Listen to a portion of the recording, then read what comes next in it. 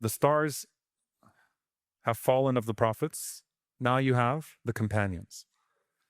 The narrations I'm going to mention to you, see them through the context of Rasulullah ﷺ now telling the companions everything that's going to happen to them after he dies with remarkable specifics. So the first one, when he calls Fatima radiallahu ta'ala anha when he's dying and whispers something into her ear and she starts crying. Then he calls her back and he whispers something into her ear and she starts laughing. Aisha radiallahu anha pushes. What was that? The first thing that he shared with me was that he was going to die, sallallahu alaihi wasallam, that he's not going to come out of the sickness. That made her cry. The second one, you'll be the first one to join me. And that's exactly what happened. This young, beautiful, healthy, and I mean beautiful, of course, externally and internally, more so like the woman who was just like her father, sallallahu alaihi wasallam, suddenly gets ill and passes away after the Prophet sallallahu alaihi wasallam. And the Prophet ﷺ says to his wives that the first one to join me will be the one with the longest hand. So Aisha radiallahu ta'ala anha, she says when the Prophet ﷺ said that I would be followed by atwalukunna yadan, the longest hand, that the wives of the Prophet ﷺ started to measure. Like, okay, he's telling us the first one amongst the one who has the longest hand is going to die first. Sauda radiallahu anha actually had the physically longest hand. Zainab radiallahu ta'ala anha bint Jahsh had the shortest hand physically. But as Aisha radiallahu anha said, oh, she was, subhanAllah, the most generous of the wives of the Prophet sallallahu alaihi wasallam. Her sadaqah. So when the Prophet sallallahu alaihi wasallam said the long hand, he didn't mean physically. He meant something else. And she was someone, subhanAllah, who would give away everything. Umar radiallahu anhu would get so frustrated with her.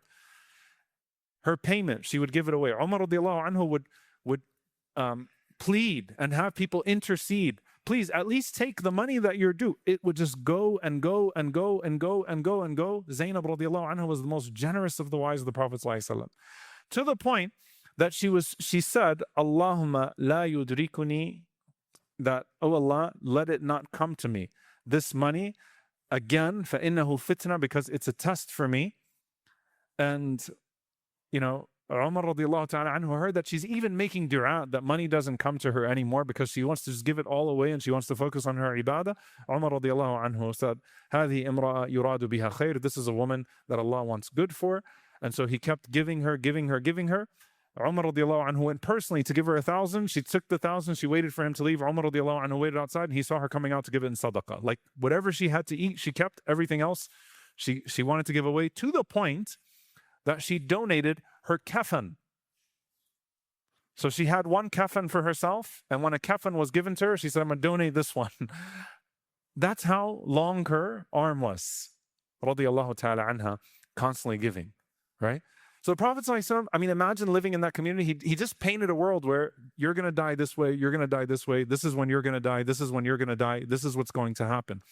Abu Bakr and Umar, the long hadith of the Prophet ﷺ, where he saw a dream where he was drawing water from a well. And then Abu Bakr radiallahu anhu took the bucket, started drawing from the well as well.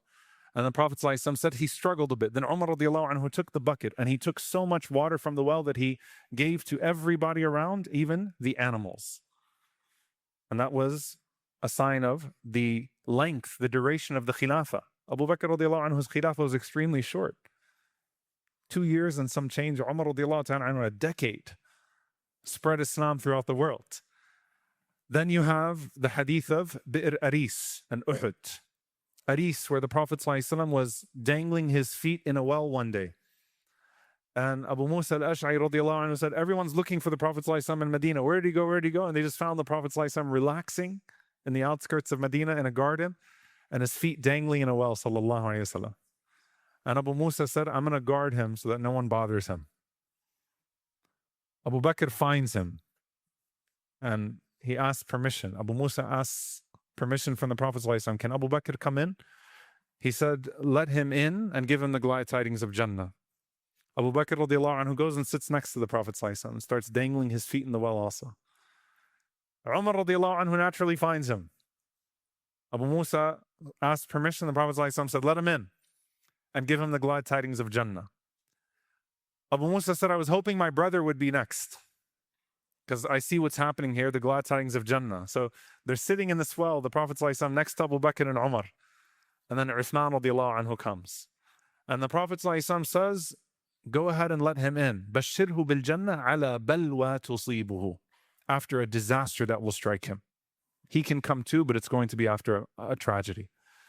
Uthman radiallahu anhu comes and he sits across from them. Wallahi, I took the picture from my phone, subhanAllah. That's Sa'id ibn Jubair says, the way that they're buried is exactly as they were sitting in the well that day.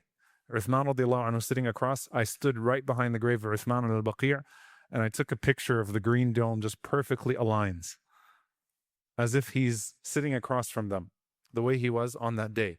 When the Prophet ﷺ ascends Uhud, and he has Abu Bakr, Umar, and Uthman, and Uhud shakes, and he says, Uthbut ya Uhud, be firm, O Uhud, you have upon you a Siddiq, Abu Bakr, a man of truth, wa Shahidain, Umar and Uthman, 2 martyrs. He just told them they're going to be killed. So he's painting a picture, sallallahu alayhi wasallam, of what's going to happen. And then it gets specific. Abu Bakr dies a natural death, radiyallahu ta'ala anhu. Umar radiyallahu ta'ala anhu, as Hudayfa ibn al-Yaman radiyallahu anhu is narrating the hadith, and he's the secret keeper of the Prophet sallallahu alayhi wasallam. And Umar is asking about what's going to happen. And Hudayfa says to him, don't worry, ya Amir al-Mu'mineen, inna baynaka wa bayna al-fitnati baban mughlaqa.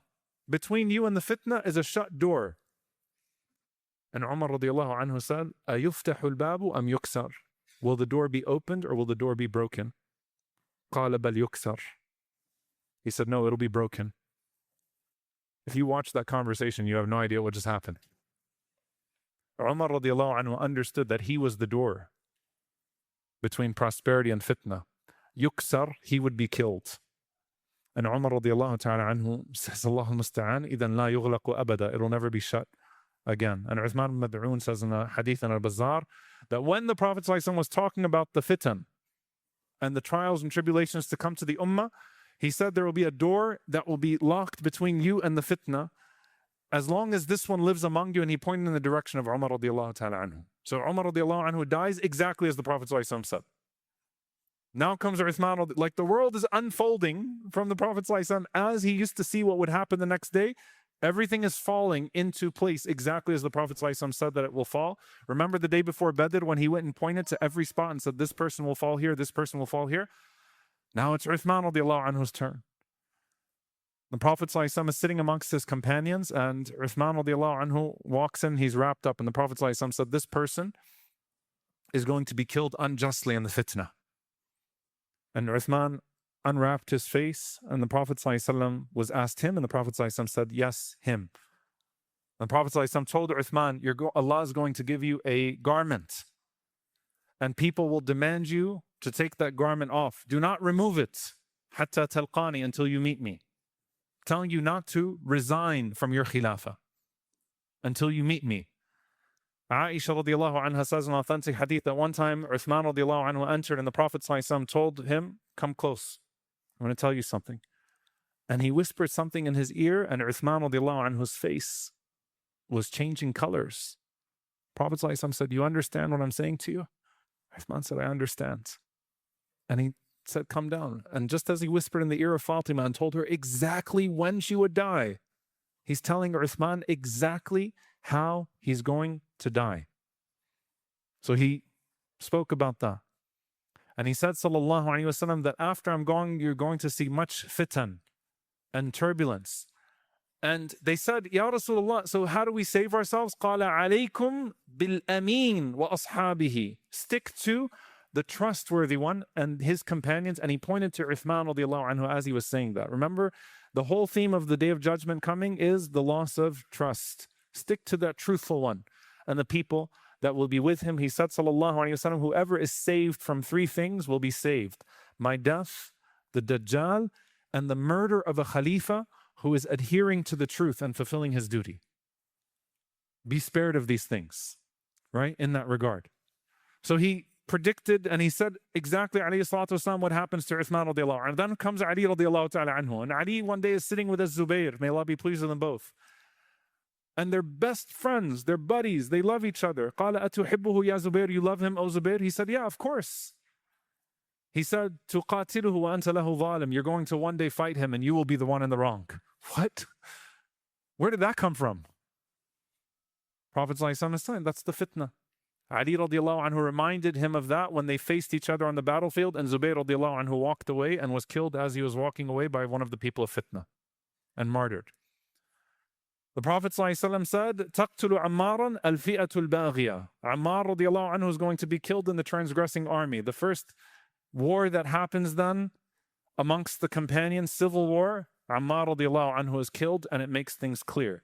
The Prophet ﷺ told Abu Dharr radiallahu ta'ala anhu, who would withdraw from the fitna, Yarhamullahu Abu Dharr. May Allah have mercy on you, Abu Dharr. You'll walk alone, you'll die alone, and you'll be raised up on the day of judgment alone. And that's exactly what happened to Abu Dharr.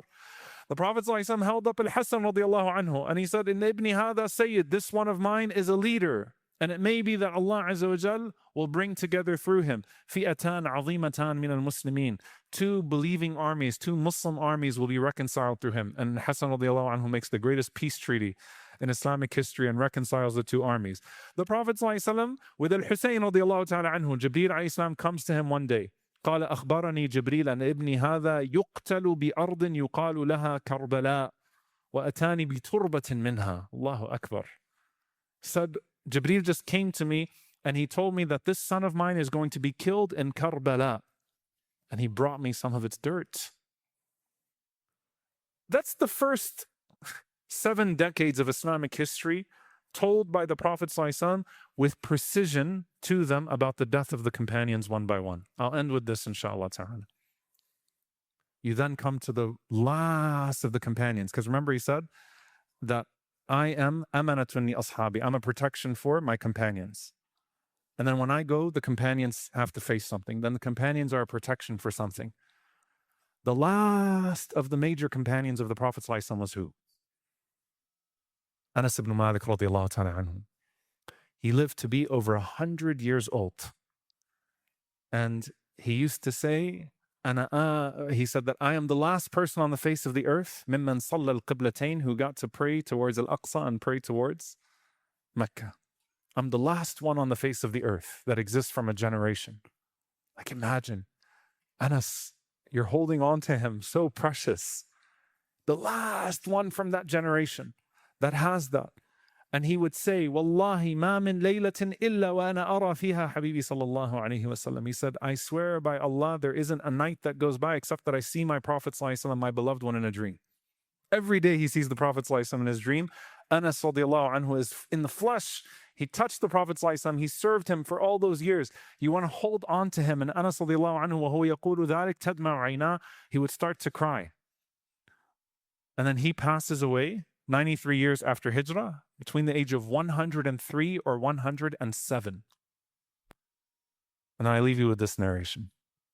And I apologize for the time, dear brothers and sisters. A man by the name of Abu Tufail Amr ibn Wathila, Abu Tufail al-Laythi, Abu Tufail al-Laythi, the last companion to die. Anas radiallahu anhu was the last major Sahabi.